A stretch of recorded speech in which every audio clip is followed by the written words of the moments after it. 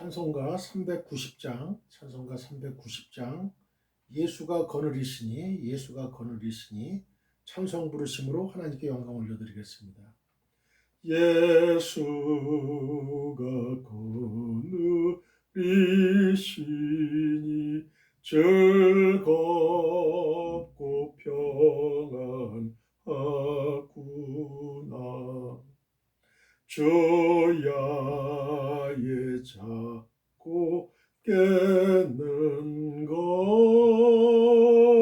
예수가 거느리시네.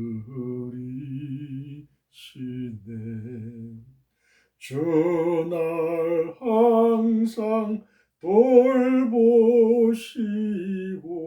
날 친히 거느리시네. 주날 항상 돌보시고 날 친히 거느리시네. 때때로 괴로움 당하면 때때로 기쁨 누리네. 풍파 중에 지키시고 평안히 인도하시니 주날 항상 돌보시고 날 친히 거느리시네. 주날 항상 돌보시고 날 친히 거느리시네. 내 주의 손을 붙잡고 천국에 올라가겠네. 괴로우나 즐거우나 예수가 거느리시네. 주날 항상 돌보시고 날 친히 거느리시네. 주날 항상 돌보시고 날 친히 거느리시네. 이 세상 이별할 때에 마귀의 권세 이기네. 천국에 가는 그 길도 예수가 거느리시네. 주날 항상 돌보시고 날 친히 거느리시네. 주날 항상 돌보시고 날 친히 거느리시네. 3절 내 주의 손을 붙잡고 천국에 올라가겠네. 괴로우나 즐거우나 예수가 거느리시네. 주날 항상 돌보시고 날 친히 거느리시네. 주날 항상 돌보시고 날 친히 거느리시네. 이 세상 이별할 때에 마귀의 권세 이기네. 천국에 가는 그 길도 예수가 거느리시네. 주날 항상 돌보시고 날 친히 거느리시네. 주날 항상 돌보시고 날 친히 거느리시네. 아멘.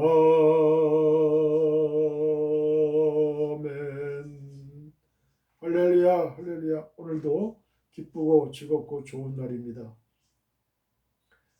예수님께서 우리에게 와주셨어요. 성령으로 와주셨어요. 우리와 함께 하십니다. 지금도 함께 하십니다. 우리 마음속에 함께 하시고 계십니다. 성령님의 존재를, 예수님의 존재를 느끼십니까? 여러분, 느껴야 돼요. 매일매일 느껴야 됩니다, 여러분. 매일매일 느끼고 느끼는 것만 가지고 안 돼요. 늘 대화를 나눠야 돼요.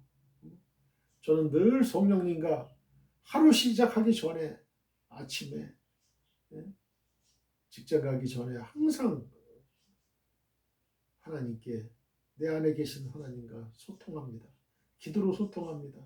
여러분, 이 캄캄하고 어두운 세상, 험난한 세상이 살아갈 때에 어떻게 그냥 나갈 수가 있어요. 영적인 싸움이에요. 영적인 싸움.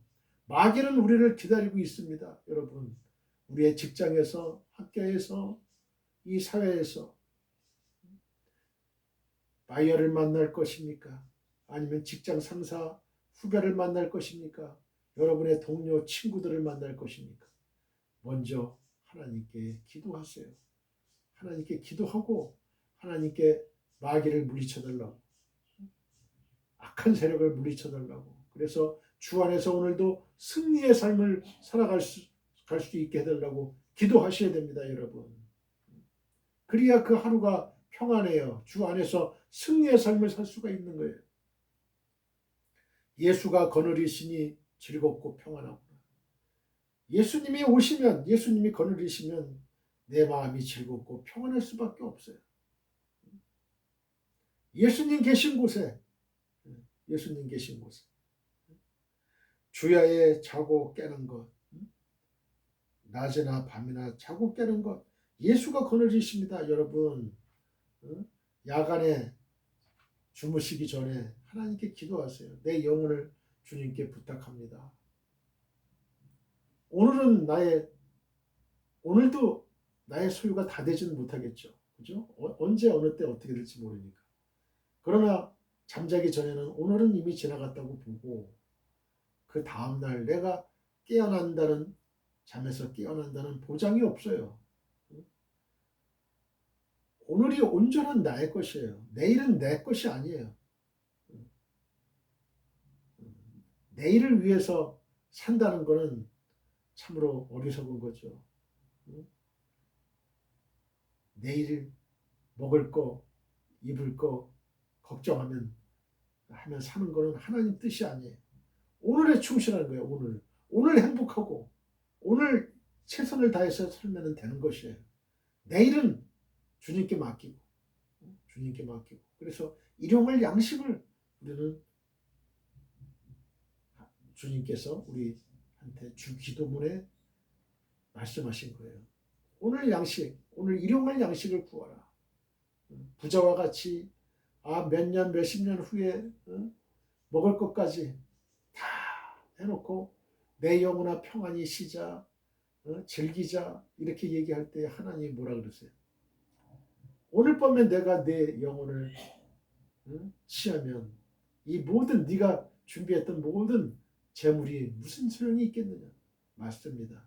우리가 천국 갈 때에는 우리가 아무것도 가지고 갈 게 없어요. 이 세상에 옷 한 벌 가지고 갈 수가 없어요.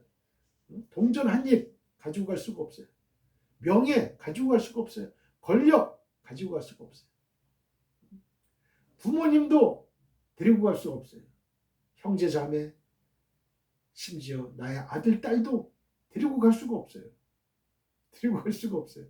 나 홀로 가는 거예요. 나 홀로 가는 거예요.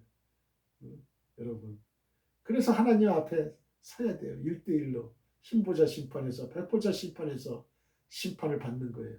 넌 예수 믿었으니까 천국, 넌 예수 안 믿었으니까 지옥. 그 판결, 하나님의 법정에 서야 되는 거예요. 우리는 생명의 부활로, 안 믿는 자는 심판의 부활로 서야 되는 거예요. 그러니까 얼마나 지금 교회에서 블레싱 축제가 열리죠. 그죠? 또 새생명 축제가 열리죠. 영혼 추수의 달이에요. 그죠? 그래서 한 영혼이라도 주님께로 인도하기 위해서 몸부림치는 거예요. 몸부림쳐야 돼. 그 몸부림칠 때에 하나님이 나의 마음을 다 아시는 거예요. 잘했다 칭찬받는 종이 되는 거예요. 여러분, 물론 전도의 은사가 있어서 수백 명, 수천 명 전도하면 좋겠지만, 그러나 한 명이라도, 한 영혼이라도 내가 전도해야 되겠다. 한 명에서 시작되는 거야. 한 명에서. 모든 건 다 한 명에서 시작되는 거예요.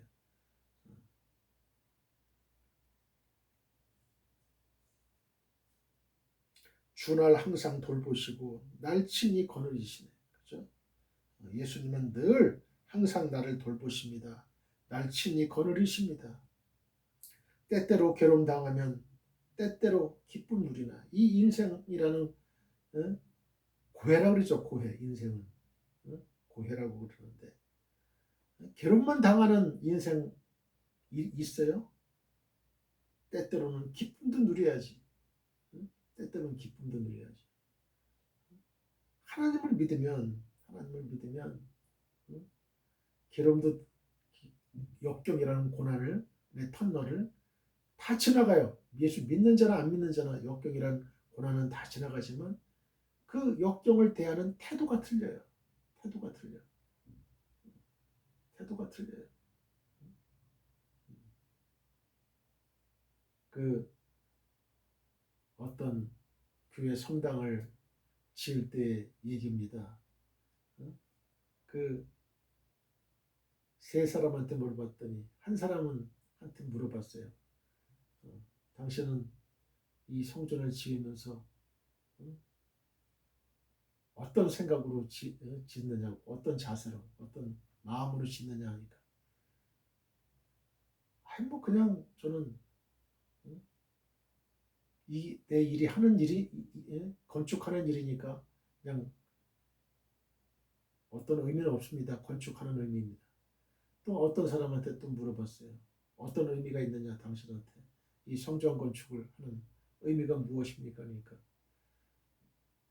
어쩔 수 없이 하는 거죠. 내 목구멍이 포도청이니까 내가 생계수단을 하기 위해서 짓습니다. 또 다른 사람한테 또 물어봤어요. 그 세 번째 사람은, 저는 이 성전 건축이라는 아주 하나님 성전 건축이라는 이 큰 영광에 제가 미천한 제가 참여하고 있다는 거, 이게 참 아주 귀하게 생각하고 아주 영광스럽게 생각합니다. 그렇게 대답했다는 거예요. 인생을 살아가는데도 다 틀려요. 인생의 의미 왜 삽니까? 물어보면 다 천차만별입니다. 그러니까 부모님 뱃속에서 태어났으니까 그냥 어쩔 수 없이 사는 거죠. 뭐 이렇게 말을 하는 사람도 있을 것이고요. 그죠? 또 어떤 사람은 세상을 살아보니까 너무나 기쁘고 즐거운 일들이 많아요. 대자연을 만끽하면서 저는 행복하게 살아요. 뭐 이렇게 뭐 여행도 다니고 바다, 산, 이렇게 여행도 다니면서 참 행복하게 그렇게 삽니다. 세 번째 사람한테 또 물어봤어요. 그랬더니 그 세 번째 사람은 저는 인간으로 태어나게 해주신 하나님께 참으로 감사하고, 또 저를 태어나게 하신 육신적인 부모님한테 또 감사하고 감사합니다. 그리고 나를 구원해 주신 영원한 죄인인데 영원한 지옥으로 갈 수밖에 없는데 나를 구원해 주신 그 하나님의 사랑, 예수님의 사랑, 그 사랑에 내가 보답하기 위해서 삽니다. 뭐 이런 사람도 있을 거예요. 그죠? 보답. 나를 살려주셨으니까, 나를 죄에서 구원하셔 주셨으니까, 또 나를 천국으로 이제 인도해 주실 거니까 내가 보답을 해야죠. 보답. 이런 사람이 되기를 저와 여러분 축원드립니다. 할렐루야. 소망합니다.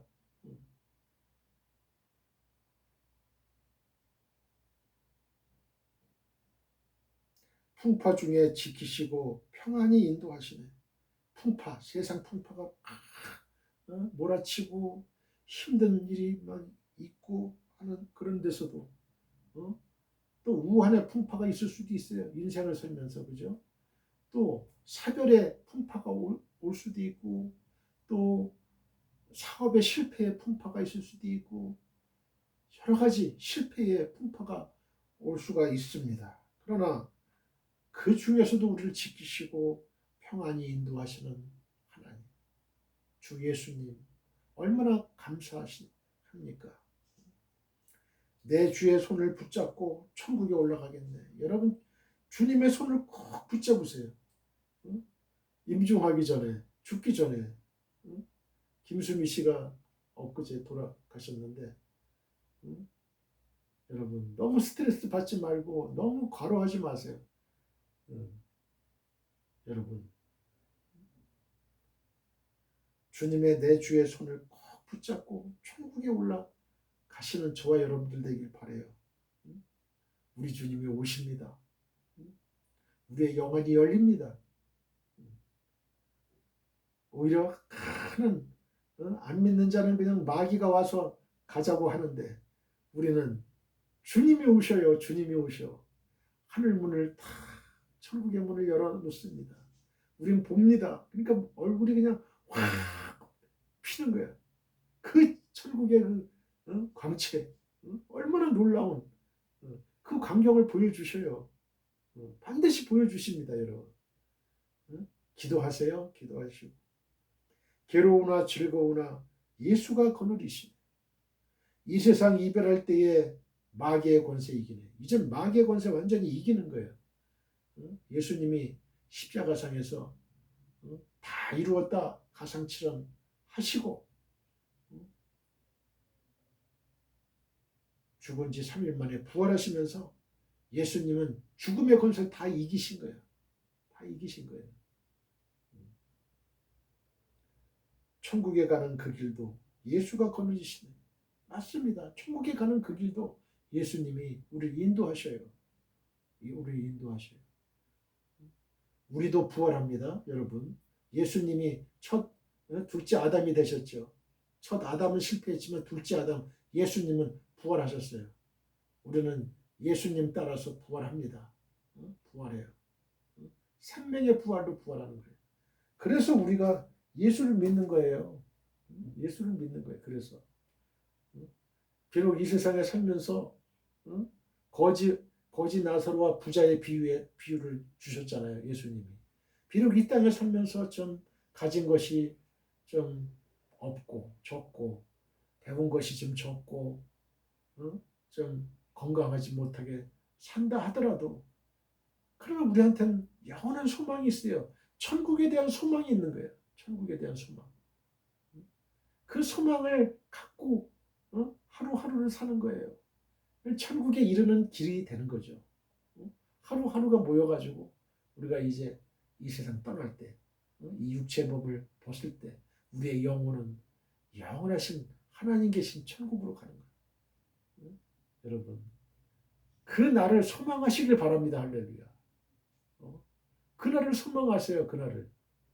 그런데 이 땅에 소망을 갖고 있는 사람들, 너무나 이 땅의 중력에, 재산이라는 중력, 물질, 권력, 명예라는 중력에 너무 여기 이 땅에 그냥 그 힘이 있어가지고 하늘을 바라봐야 되는데, 이 땅에 모든 가치관, 모든 인생관, 세계관이 다 여기 이 땅에 있는 사람, 이 사람들은 힘들어요. 이 사람들이 힘들어요. 그런 사람들이 어떻게 천국을 바라볼 수 있겠냐고요. 이 땅만 바라보는 사람들인데 천국을 바라볼 수가 없어요. 천국의 그 빛나는 곳을 바라볼 수가 없어요. 박쥐 있죠. 박쥐가 그 어두운 그 동굴 안에만 있잖아요. 어두운 동굴 안에만 있어요. 지하세계에만 있어요.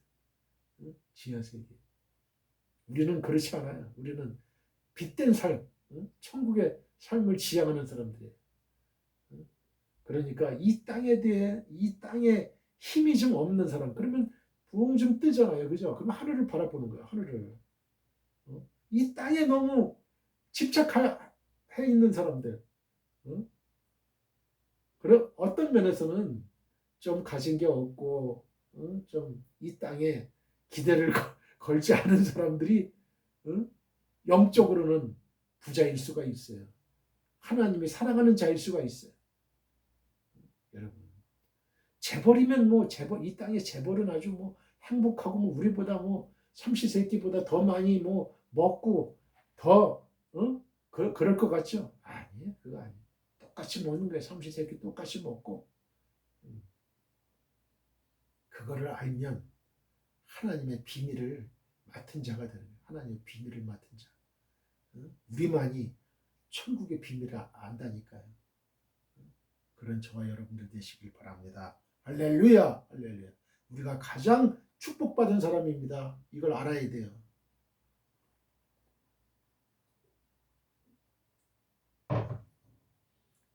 사랑하는 성도 여러분, 우리는 주님의 지상 명령을 따라 우리의 일평생을 전도와 선교를 해야 할 책임과 권리를 갖고 있습니다.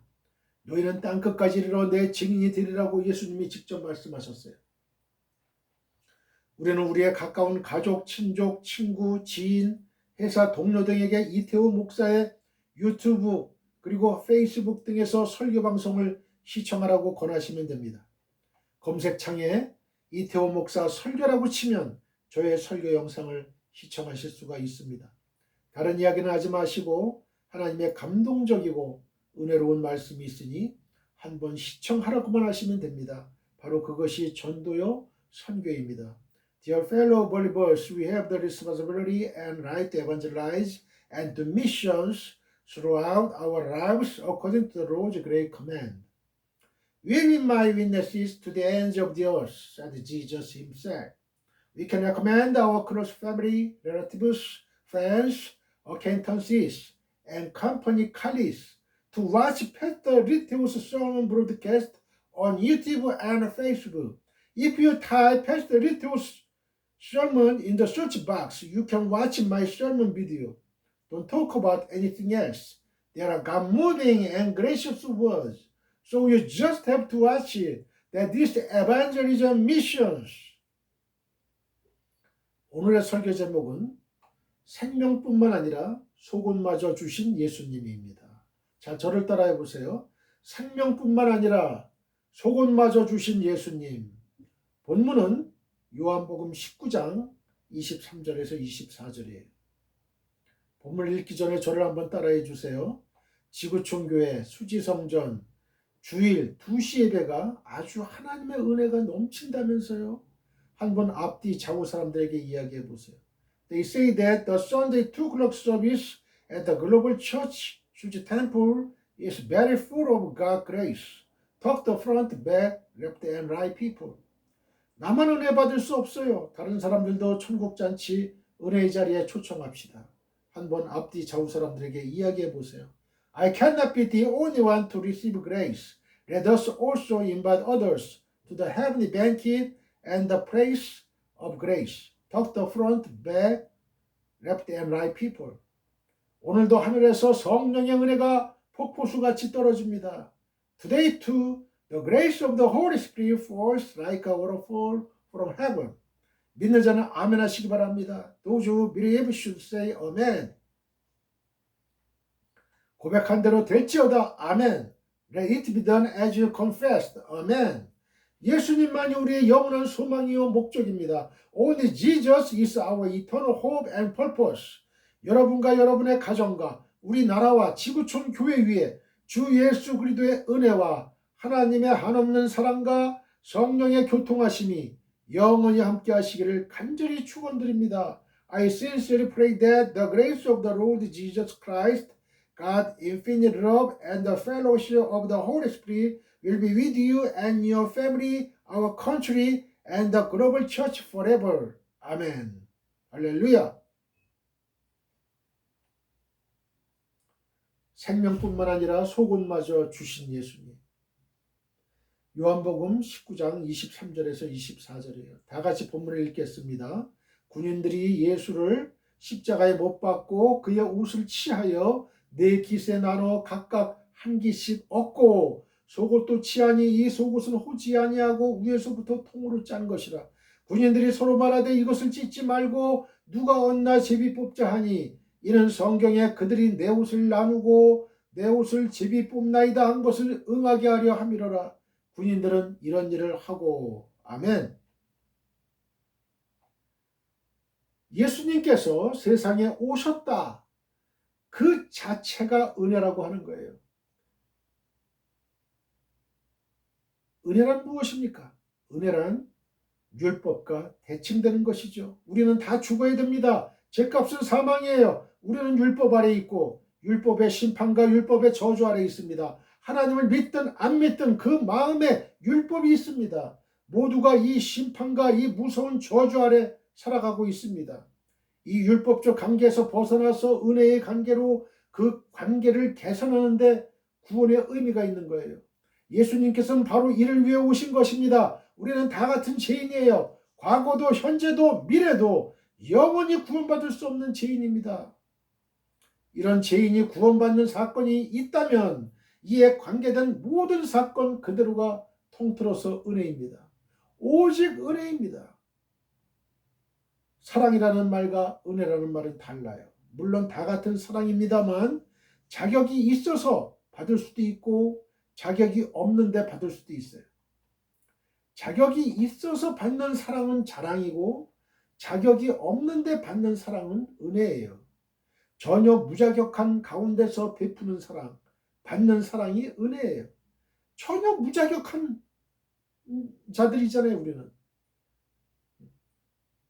전혀 받을 수 없는, 천국을 받을 수 있어요. 구원을 받을 수 있어요. 영생을 받을 수 있어요. 하나님의 아들, 딸이라고 이름을 받을 수 있어요. 전혀 무자격해요.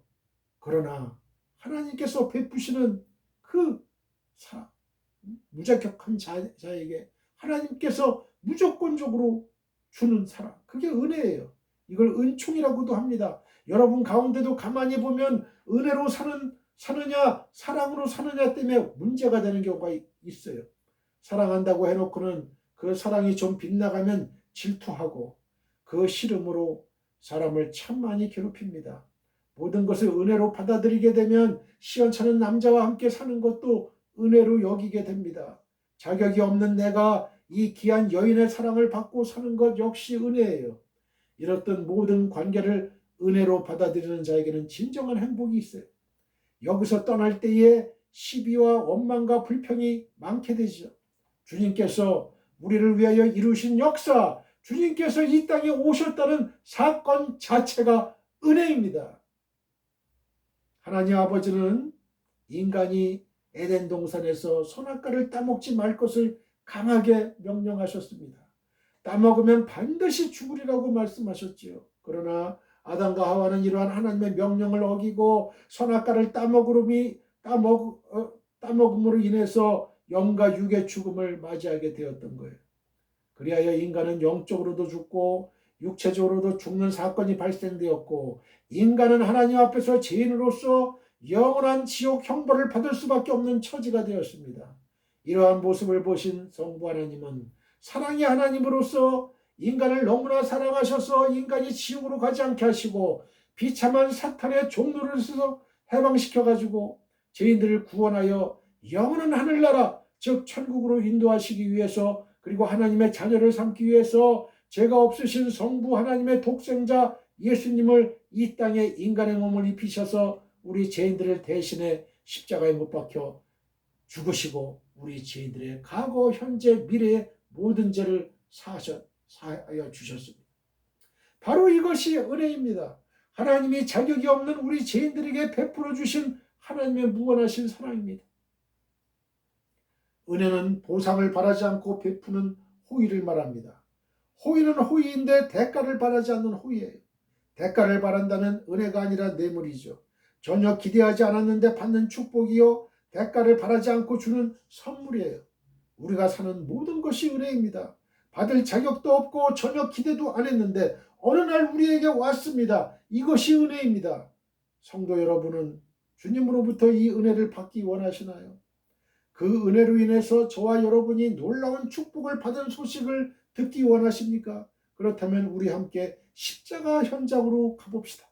십자가는 우리가 받은 최고의 은혜입니다. 본디오 빌라도에게 사형 선고를 받은 예수님은 드디어 십자가를 지고 골고다로 향했습니다. 지금의 비아 돌로로사 그 험한 길을 따라 골고다에 도착했을 때 사형을 집행할 로마 군인들이 기다리고 있었어요.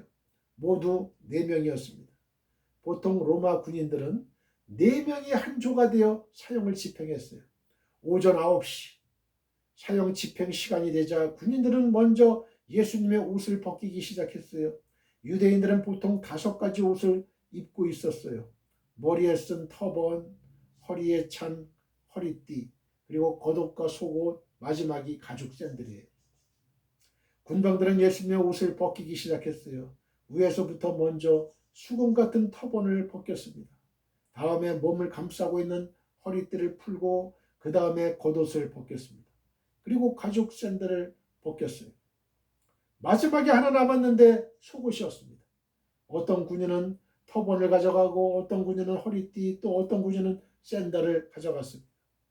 언제나 사람이 살기 위해서는 필요한 것이 옷이지요. 옷은 음식과 함께 사람에게 가장 필수적인 생활수단이에요. 옛날 이스라엘 사람들은 이 옷의 원료를 주로 양털에서 가져왔어요. 양은 사람에게 먹는 고기뿐만 아니라 입는 옷감을 제공했죠. 그래서 성경에 양털 깎는 이야기가 많이 나와요. 다윗 시대에 나발이 양털을 깎았습니다. 압살롬이 양털을 깎았지요. 옷을 만들기 위함이에요. 양털과 함께 중요한 옷감 중에 하나가 아마였습니다.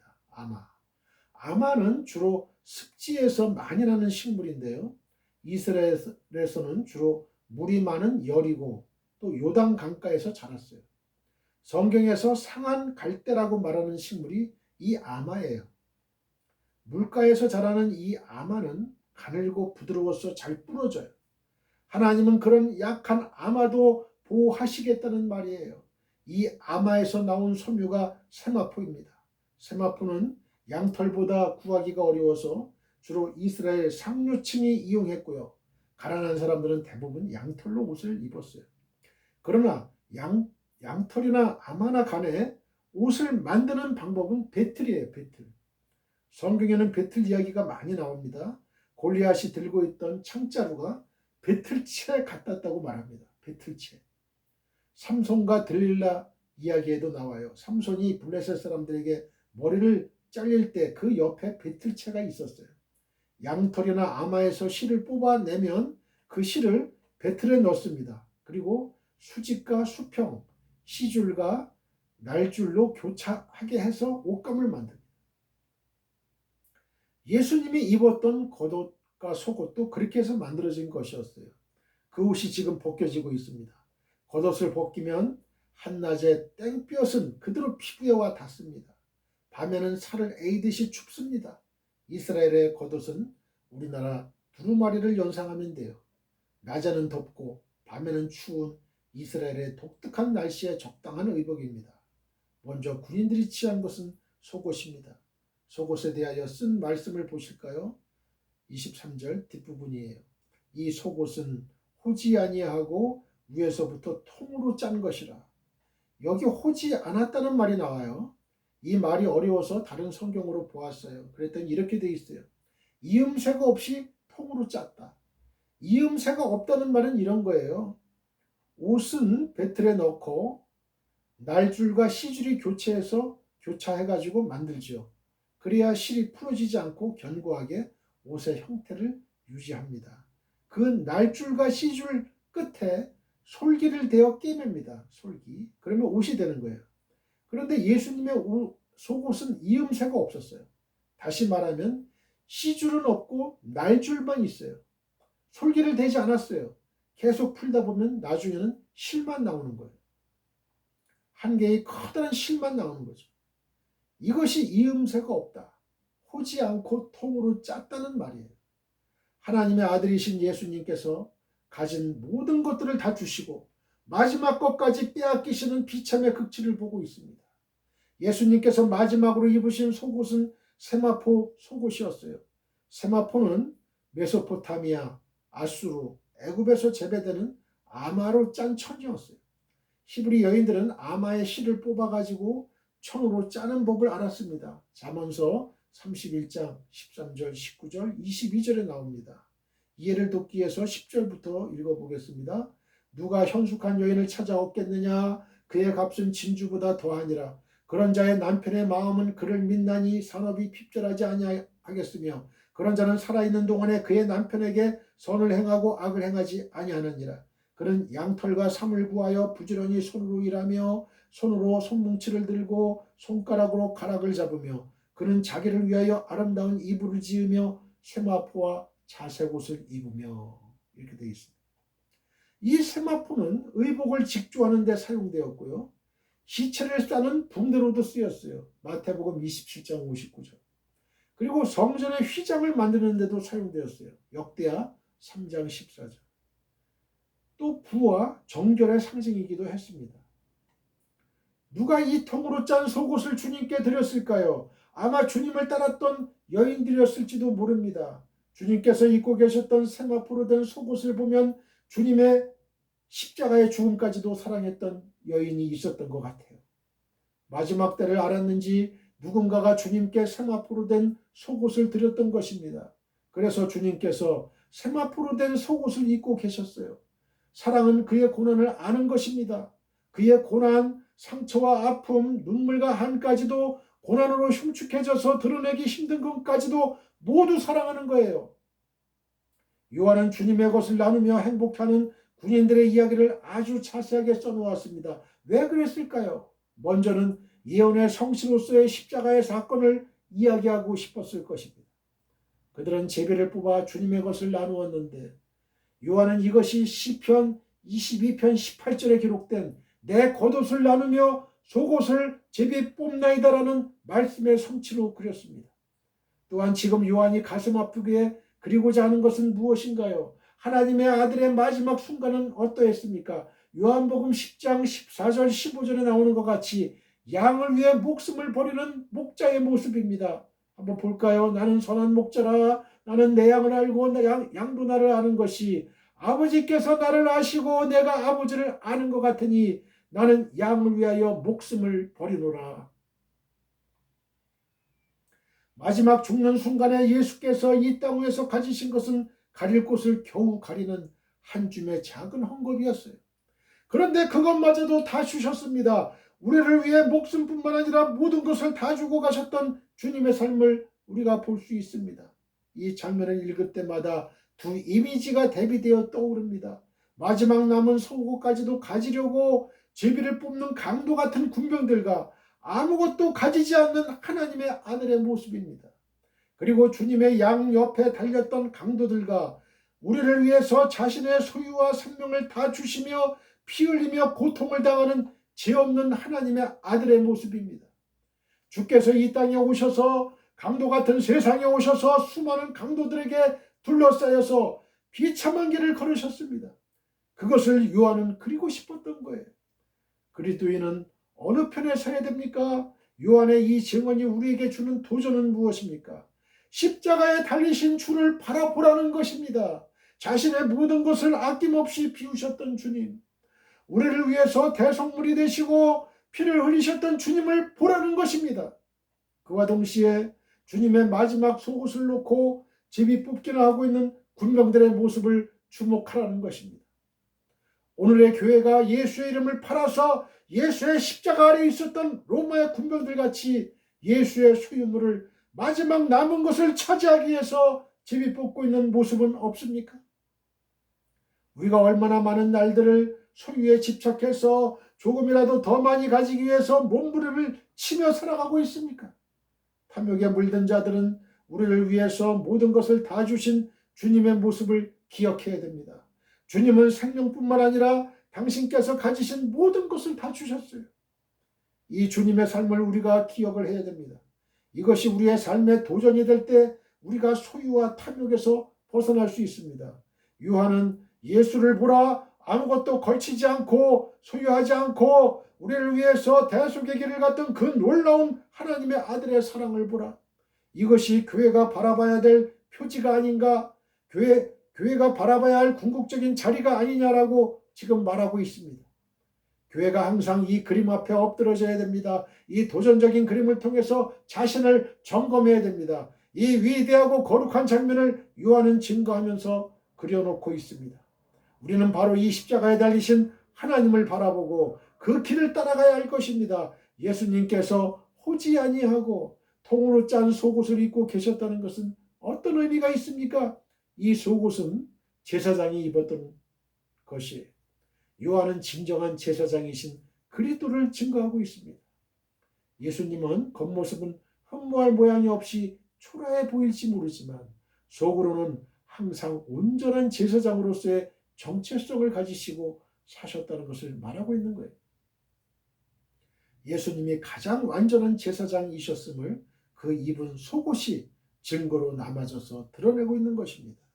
그런데 세상은 그것을 뺏으려고 제비뽑고 있다는 것을 요한은 고발하고 있습니다.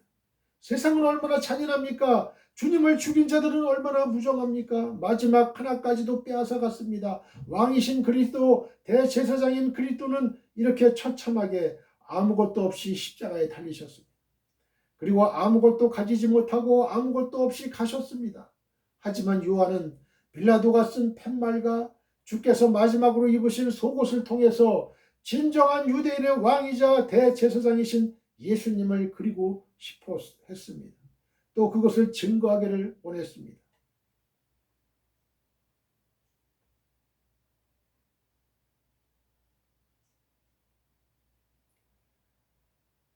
대제사장의 속옷은 호지 않고 통으로 짰는데요. 왜냐하면 대제사장은 하나님 앞에 서 있는 모든 인간을 대신한 사람이 대표자예요. 하나님 앞에 서 있는 사람은 있는 그대로 서야 돼요. 꾸밈이 없어야 돼요. 언제나 풀면 실만 나와야 돼요. 변함이 없어야 돼요. 완전해야 돼요. 무죄해야 돼요. 그래서 성경에서 대제사장이 옷을 찢었다는 말이 가끔 나와요. 옷을 찢었다는 말은 우리의 존재가 하나님 앞에 불완전하다는 말이에요. 옷을 찢는다. 죄를 지었을 때도 그냥 너무나 원통할 때도 제 옷을 찢잖아요.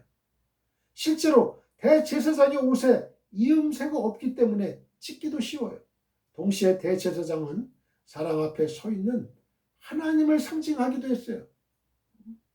사랑 앞에 서 있는 하나님을 상징한다 이거예요. 대제사장. 대제사장은 오늘의 목사님, 설교가들이에요. 하나님, 여러분들 앞에 서 있는 이 이태호 목사도 하나님으로 상징하게 됐어요. 왜냐하면 이 이태호 목사의 입을 통해서 하나님 말씀이 흘러가잖아요. 그러니까 이 인간, 육신을 입고 있는 이 인간 이태호 목사를 세워둔 거예요. 하나님이. 왜?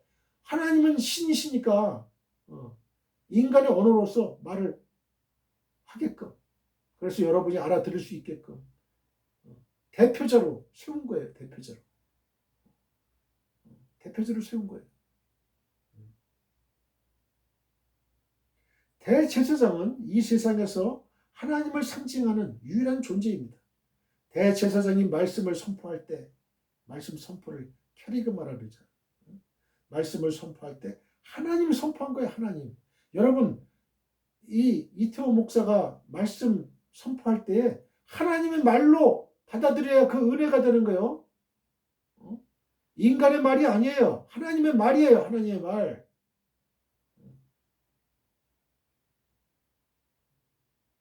대제사장이 양의 피를 속죄소에 뿌릴 때 하나님이 인간의 죄를 용서한 거예요. 하나님은 죄가 없으십니다. 하나님은 완전합니다. 하나님은 거룩합니다. 그래서 대제사장이 입었던 옷은 이음새가 없고 통으로 짠 거예요. 예수님의 옷이 그랬어요. 예수님이 입었던 옷도 이음새가 없고 통으로 짰어요. 왜 군인들은 예수님의 속옷을 찢지 않고 제비 뽑자고 했습니까? 찢을 수가 없었어요. 이음새 없이 통으로 짰기 때문에 찢으면 다 풀어져요. 우수수 풀어져서 실만 남아요. 그래서 군인들은 나누지 않고 제비 뽑기로 했던 거예요. 제비에 당첨된 사람 하나가 전부 가져가기 위해서죠. 사랑하는 성도 여러분, 우리가 십자가를 통해 받은 은혜가 무엇인지 아십니까? 예수님의 옷을 입은 거예요. 성경은 우리가 하나님의 은혜를 받는 것을 옷을 입었다고 말해요. 이사야 11장 5절. 공의로 그의 허리띠를 삼으며 성실로 그의 몸의 띠를 삼으리라. 이사야 61장 10절. 내가 여호와로 말미암아 크게 기뻐하며 내 영혼이 나의 하나님으로 말미암아 즐거워하리니 이는 그가 구원의 옷을 내게 입히시며 공의의 겉옷을 내게 더하심이 신랑이 사모를 쓰며 신부가 자기 보석으로 단장함 갖게 하셨습니다. 갈라디아 3장 26절 27절. 너희가 다 믿음으로 말미암아 그리스도 예수 안에서 하나님의 아들이 되었으니 누구든지 그리스도와 합하기 위하여 침례 세례를 받은 자는 그리스도로 옷 입었느니라. 아멘. 할렐루야. 여러분, 저는요 목사로서 설교자로서 하나님을 대신해서 대언하고 있습니다. 하나님 말씀을 대언하고 있습니다. 저는 이 설교가 너무 좋아요. 너무 기뻐요. 저 같은 미천한 사람이 하나님, 그 거룩하시고 영광스러운 그 하나님을 대신해서 말씀을 선포한다는 게 얼마나 이게 대단하고 영광스러운 일인지 몰라요.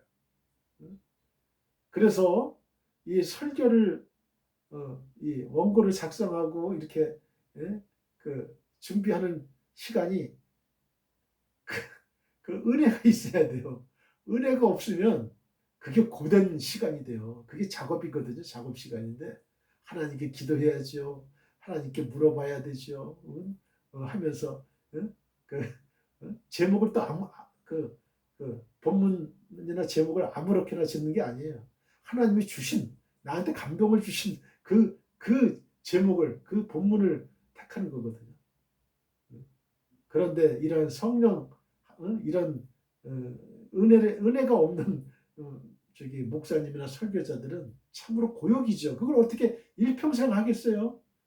여러분, 저는 몸이 하나님께서 허락하시는 한 저는 말씀을 전하고 싶어요. 하나님께 그렇게 또 기도하고 있고 얼마나 영광스러운 일인데 물론 이 설교를 준비하고 이런 시간은 아주 고되죠.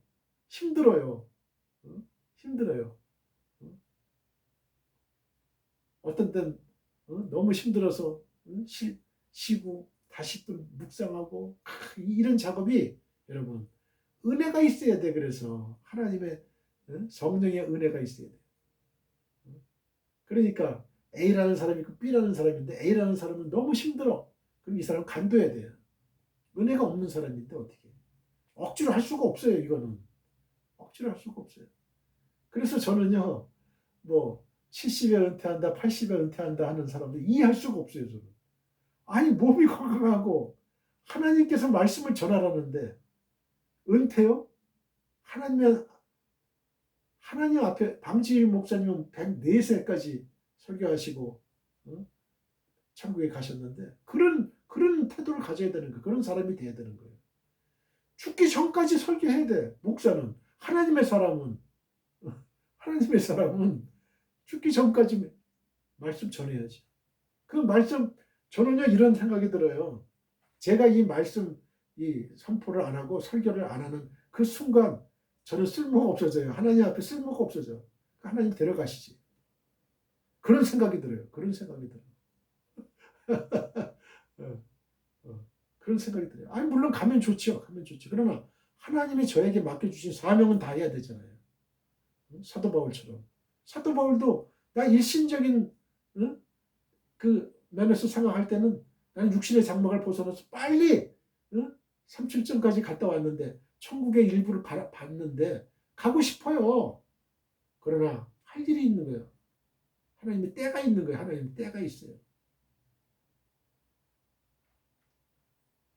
예수님이 입은 옷은 어떤 옷입니까?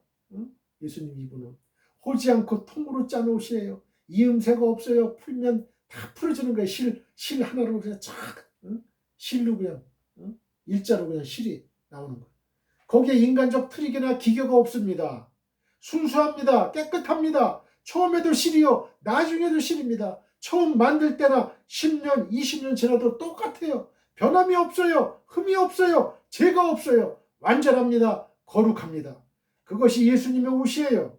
성경은 그것을 의의 세마포라고 부릅니다. 실제로 예수님의 속옷은 세마포였습니다. 아마로 만든 세마포는 깨끗해요. 순결합니다. 재미있는 것은 이집트 나일강에서 모세는 갈대 상자에 실려서 살았어요. 갈대 상자는 나일 강변에서 자란 아마로 만든 상자예요. 세마포가 모세를 살린 것이죠. 여호수아 2장에서 여리고를 정탐한 정탐꾼을 기생 라합이 살렸어요. 그때 정탐꾼을 숨겼던 곳을 성경은 3대라고 말합니다. 여호수아 2장 6절입니다. 그가 이미 그들을 이끌고 지붕에 올라가서 그 지붕에 버려놓은 3대에 숨겼더라. 3대는요, 아마의 줄기예요. 아마의 줄기. 라합은 여리고에서 난 아마 줄기를 말려가지고 지붕 옥상을 덮었던 거예요. 그 아마로 된 덮개에 몸을 숨겨서 이스라엘 정탐꾼들은 살았던 거예요.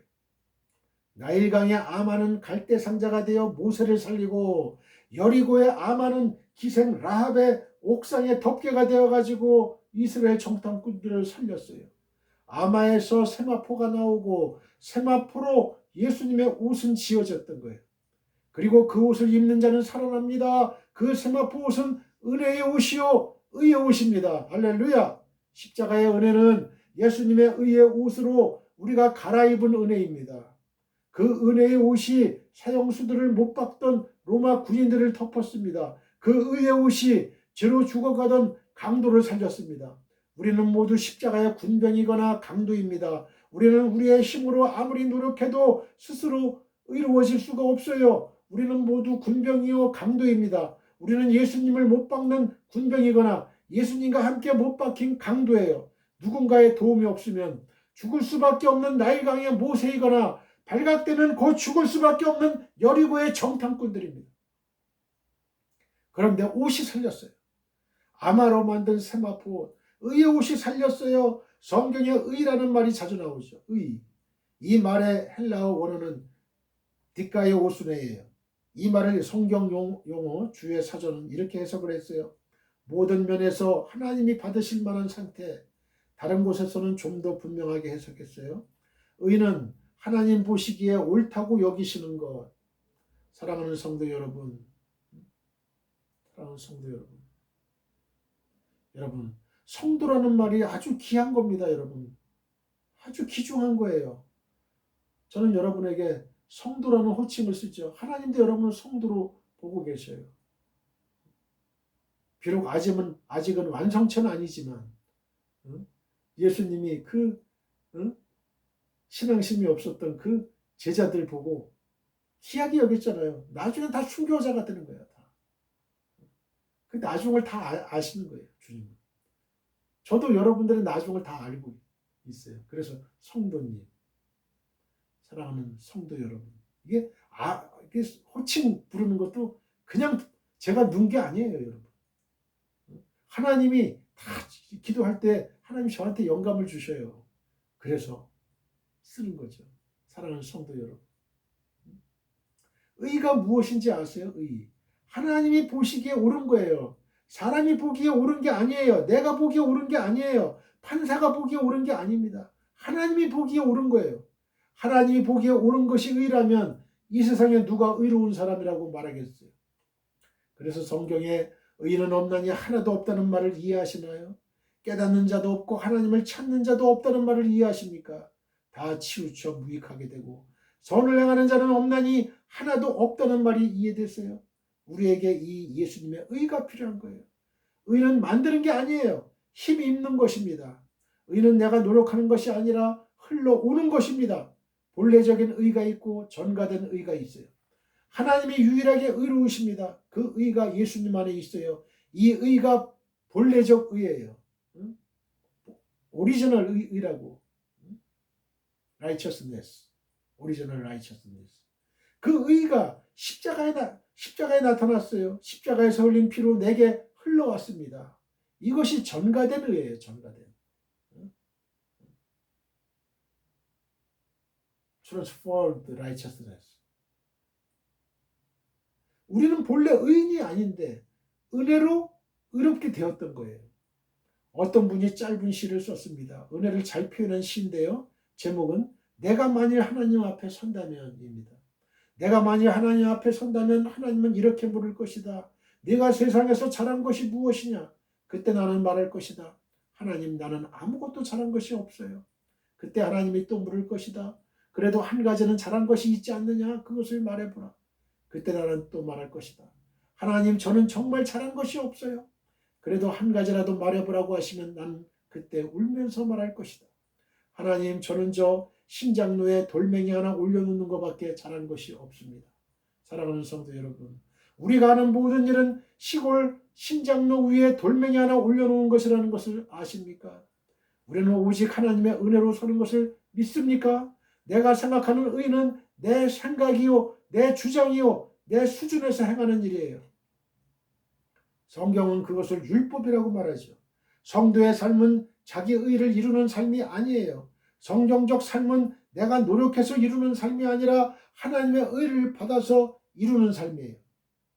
로마서 3장 21절 22절입니다. 이제는 율법 외에 하나님의 한 의가 나타났으니 율법과 선지자들에게 증거를 받은 것이라. 곧 예수 그리스도를 믿음으로 말미암아 모든 믿는 자에게 미치는 하나님의 의니 차별이 없느니라. 하나님으로부터 오지 않은 어떤 의도 자기 의예요. 이것이 율법적인 의죠. 율법적인 의는 내게서 나오고 하나님의 의는 예수님을 통해 옵니다. 율법적 의는 나를 특별하게 만들고 하나님의 의는 하나님을 특별하게 만듭니다. 율법적 의는 특별한 사람을 성자로 만들고 하나님의 의는 모든 사람을 하나님의 자녀로 만듭니다. 율법적 의는 노력으로 이루고 하나님의 의는 믿음으로 이룹니다. 예수 믿으면 누구나 의로워질 수 있어요. 깊은 산으로 들어가야 그렇게 되는 게 아니에요. 예수님이 가지신 의를 덧입으면 그렇게 됩니다. 수행하는 게 아니에요. 덧입는 거예요. 정진하는 게 아니에요. 흘러오는 것입니다. 우리가 할 일은 오로지 빈손 들고 주께 가는 거예요. 빈손 들고 앞에 가 십자가를 붙드네 의가 없는 자라도 도와주심 바라고 생명샘에 나가니 나를 씻어 주소서.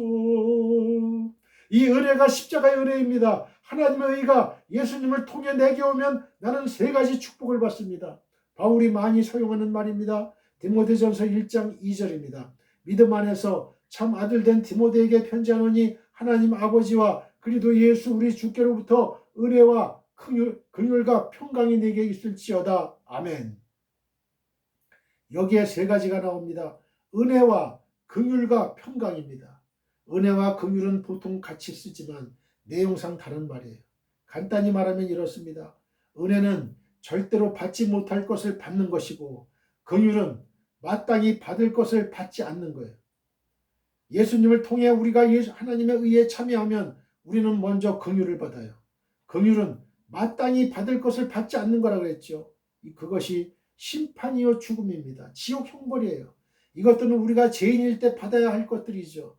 그런데 우리가 예수님의 의의 옷을 입으면 이것들이 면제가 돼요. 이것이 긍휼이죠. 그러나 여기서 끝나는 게 아니에요. 우리가 예수님의 의의 옷을 입으면 은혜를 받습니다. 은혜는 죄인으로는 절대 받지 못하는 것을 받는 거예요. 그게 바로 영생입니다. 천국입니다. 축복입니다. 그래서 결국 얻는 것이 평강이에요. 샬롬입니다.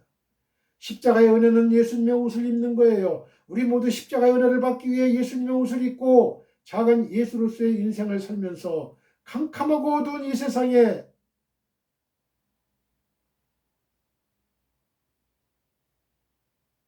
빛과 소금의 역할을 하면서 하루하루 살아계신 하나님의 영광을 드높이고 하나님의 말씀에 100% 순종하여 행동하는 그리스도인이 됩시다. 우리 모두 하나님 아버지께 기도드립시다. 하늘에 계신 나의 아버지시여, 주의 성령님께서 오늘 이 방송을 시청하는 설교를 들은 지구촌교회 모든 성도님들에게 믿음의 복을 주옵소서. 십자가의 은혜는 죄를 덮고 수치를 덮고 연약함을 덮고 눈물을 덮고 아픔을 덮고 덮어서 아무것도 보이지 않도록 만드는 은혜의 축복임을 알게 하옵소서. 우리가 진정 예수께 구할 것은 영원한 생명입니다. 예수님을 믿음으로 말미암아 내 모든 죄를 씻음받고 구원을 얻는 것입니다. 그래서 영원한 천국에서 영생 복락을 누리는 것입니다.